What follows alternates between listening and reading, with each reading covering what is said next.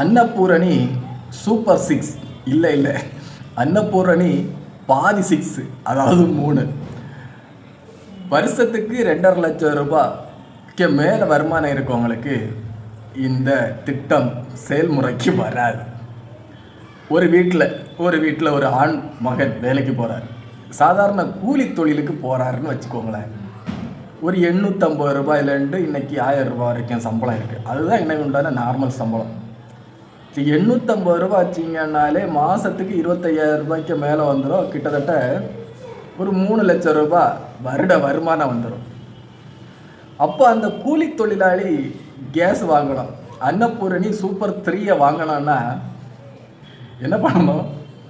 வேலைக்கு போகிறத நிப்பாட்டணும். கேஸ் வேணும்னா, உங்களுக்கு கேஸு தேவைன்னா, அன்னபூரணி சூப்பர் 3 கேஸ் வேணும்னா 2 லட்சம் ரூபாய்க்கு கம்மியாக தானே வரணும் உங்களுக்கு வருமானம்.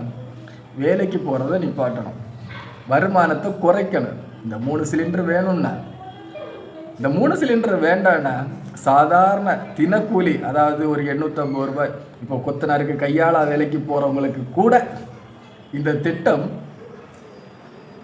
வராது. இதை இவங்க எப்படி ஃபில்டர் பண்ண போகிறாங்க? வெளிப்படையான ஆட்சி, வெளிப்படைத்தன்மை உள்ள ஆட்சி. இப்போ நம்ம வீட்டுக்கிட்ட ஒருத்தர் கொத்த வேலைக்கு போகிறாரு, கையாள் வேலைக்கு போகிறாரு, ஒரு கொத்தனாருக்கு ஹெல்ப்பராக போகிறாரு.